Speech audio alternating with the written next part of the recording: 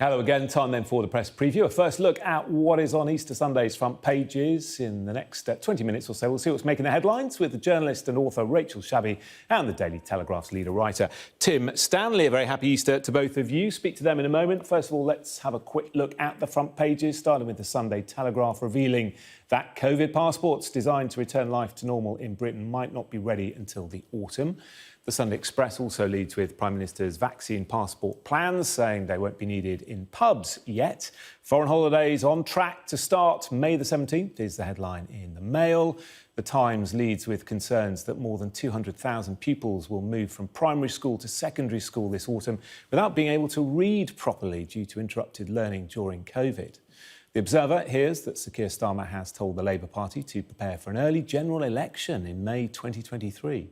And the Star features Uri Geller challenging readers of the paper to fix the royals with their minds. And we're joined tonight by Rachel Shabi and Tim Stanley. Great to see you both. Let's start, Tim, with your paper, the Sunday Telegraph. In fact, all the front pages feature the passport idea, the COVID passport. And in fact, they all, I have to say, seem to be pretty positive. The Sunday Telegraph has an interview with Michael Gove, who's been looking into this issue. Their headline, Passports to Normal Life, but not for months. So the suggestion being that it's not something that's round the corner, Tim.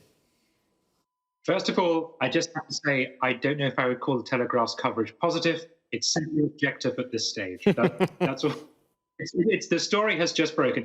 On Monday, the Prime Minister is going to announce the future of the COVID passport. It's not called the COVID passport. Apparently, it's called COVID certification, but it won't be a certificate. It's probably going to be an app on your mobile phone. And it probably won't bar you from getting into pubs and restaurants. It's most likely going to be used for big events and will be trialled over the next few weeks. So you'll get this app, and the app will show that you have had a test that has shown you are negative. The app would show that you have been immunized, or the app would show that you have had COVID within the last 6 months.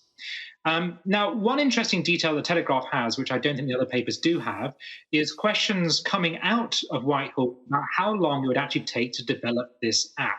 And it's possible that it won't be ready to be rolled out on a mass level until about September or later this year, which is going to raise an interesting political question. What's the point of giving us COVID certification if the vast majority of adults by that point have been immunized? Is this, like track and trace, some have said, a big waste of money, a white elephant, something we don't need to do? And also some Tory backbenchers don't like it for civil liberties reasons. Also, Liberty has raised questions about it too. Many left-wingers are not comfortable with it. They say it's going to create an unequal society, a two-track society, and that it's yet another infringement upon our rights. So just to go back to my earlier point, we're all reporting it because it's breaking news, but my suspicion is that over the next few days, you're going to hear some critical voices about this plan, particularly from the Conservative Party. Rachel, let's have a look at the front of the Sunday Express. Same story. PM, brighter days ahead. Boris unveils Jab's passport to reopen Britain. And of course, Israel has used one very successfully. I did an interview only yesterday with someone in Israel who says that it's been pretty seamless. There was a bit of complaining at the start, but now everyone's got used to it. And one of the things that it has done is encouraged young people to get the vaccine so that they can then go and enjoy a night out. Well, that may well have been the case in Israel, but I don't think that's necessarily a given with this vaccine passport. In fact, the BMJ just had a piece the other day saying this isn't how you encourage positive behaviour or, vaccine uptake, that actually making things compulsory can have the opposite effect. And, the reason that many voices on the left do oppose the idea of a vaccine passport is because it's discrimination, effectively. The vaccine rollout has not been equal in this society. The uptake has been along pre-existing lines of inequality in this country, areas of deprivation, minority ethnic communities. And so it amounts to discrimination if you are then making it compulsory for entrance to various events. And I think that, when we look at the best way to prevent outbreaks going forward, Tim mentioned the test and trace system and how that was a bit of a white elephant. Well, that is the way to get out of lockdown and stay out of lockdown. That's the way to squash outbreaks if they happen, so that we can, not be forced into more restrictive measures. And it is extraordinary that we've stopped talking about a system which has cost us billions of pounds, which the House of Commons Public Affairs Committee said had no negligible effect on tracing. And it just seems staggering that instead of fixing that, the government is going off and spending money on what sounds like another white elephant. Rachel, sorry to interrupt, but isn't it only discriminatory against people who are positive? Because if you get a passport, if you've had the vaccine, if you've got antibodies, or you've tested negative, then the only people who aren't allowed into a sports venue, for example, are people who are testing positive, who shouldn't be going anyway. Well, lots of people aren't getting tested because they can't afford to self-isolate and take time off work if they test positive. In fact, that's one of the main reasons why people who are not going for tests, even if they have symptoms, and that will discriminate against people who, if you can't afford to self-isolate, that is discrimination if you're then making entrance to events compulsory. Yeah, and I suppose we don't have a system yet that can give you a very accurate, very fast test outside a venue. We're still told that is round the corner. Interesting, in the Express it says they're going to do a trial in a Liverpool comedy club, which should give plenty of material for those on the stage, I would have thought. Tim, in the Sunday Times, their headline, "No passport needed for a pint in the pub." There has been a huge amount of controversy, hasn't there, especially from the hospitality sector, saying that why should they be policing this? It is being suggested that there's been a lot of pushback from the hospitality sector because they say, as you said, they can't police us, but obviously it's also going to put people off going out. The idea that you might take a test in order that you can go to the pub, well, most people would just decide not to go to the pub. That's an awful faff. Just to take us back to the Telegraph, I find it very interesting that Michael Gove has written a piece for us in which he talks about having a conversation with the public about the role of COVID certification. Even though it's obviously going to happen in some form, it is being rolled out. I think the Tories are sensitive, as with pubs and restaurants, they're sensitive to areas where people feel this should not be done, and they're still slightly testing the waters over it. It is going to happen, but there's clearly they are conscious of some unease about the policy and how easily it might be applied.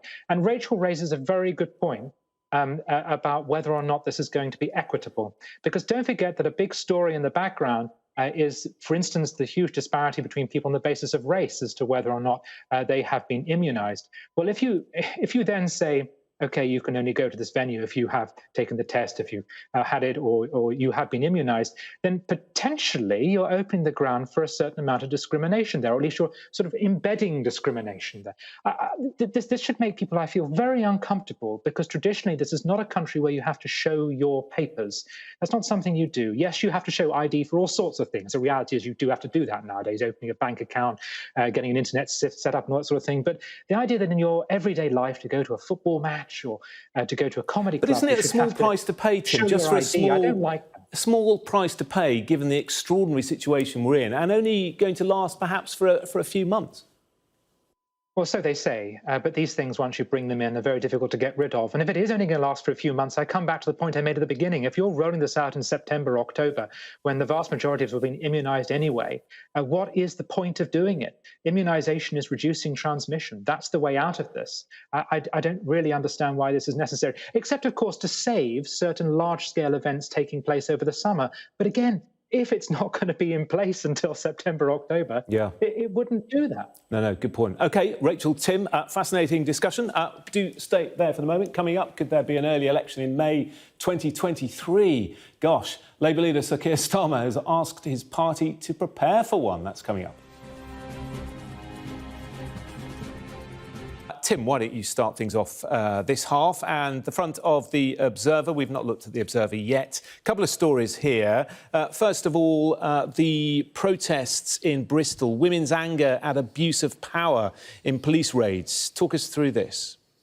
That's right. The police have been accused of abusing their power in the raids over the Kill the Bill. Just to quote one astonishing example from The Observer, Katie McGoran, 21, who left the first Kill the Bill demonstration on the 21st of March before any trouble broke out, claims she was mistakenly arrested after a male officer dressed as a postman tricked his way into her shared student house in North Bristol 5 days later. I mean, this sort of thing is absolutely astonishing. And one of the real tragedies over all of this is that some of these protests were inspired, of course, by the Sarah Everard case, and which is a story about violence against women. And the idea that the police now stand accused of using bullying, authoritarian, or even deceptive tactics in order to police women is a really very tragic coda to that story. Yeah, Rachel, be good to get your thoughts on this. Another story we're running this evening about police breaking up a church service on Good Friday. I mean, these stories do get highlighted and the media is all over them. How are you viewing our police right now? Well, it's interesting to see the scale of the protests. And today was another day of, I think in 24 towns and cities, there were thousands of people protesting the police bill, which, of course, is an authoritarian crackdown on protests, currently making its way through Parliament. A lot of these protests are very youth-led. There's absolute outrage about this attempts by this government to shut down protest. And of course, that then, the government sort of signalling about this whole issue is essentially signalling to the police that they have the backing of the government. And I think that to a certain degree, the police brutality that we're seeing at these protests, and to be clear, that is what we are seeing, absolutely appalling policing, in particular, these two women who are cited in this Observer piece. It's straight up abuse of power, the way these two women have been treated. And so we do have to see it in that context of the way the government has been behaving, and particularly this bill that seeks to silence protesters. Yeah, just hearing that 26 people have been arrested by the Metropolitan Police Service today, 10 officers slightly injured, we're hearing. And let's finish with this story also on the front of the Observer, Tim, about Keir Starmer. Monday marks a year of Keir, and he's saying get ready for an early election. He's saying that. He's also saying that he's going to take the mask off and take the fight to the people. It's about time. He's got to do that. I feel somewhat sorry for Sir Keir because he launched his leadership at the worst possible political moment. COVID took over, and that's the dominant story.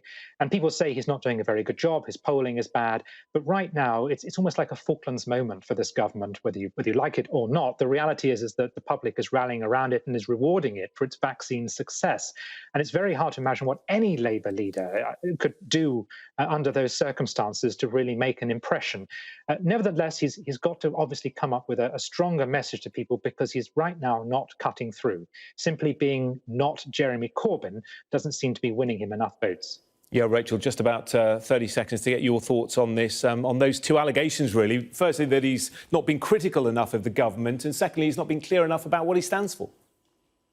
Yeah, I agree with both those things. I do think that, throughout this year of the pandemic, we've had extremely high death toll, one of the highest in the world, and we've got the worst economic recovery of the G7. There's millions of people up and down this country in desperate need of an opposition that will stand up and speak for them and fight for them. And on that front, I think the Labour leadership has been woefully lacking. OK, Rachel, Tim, thank you both very much indeed.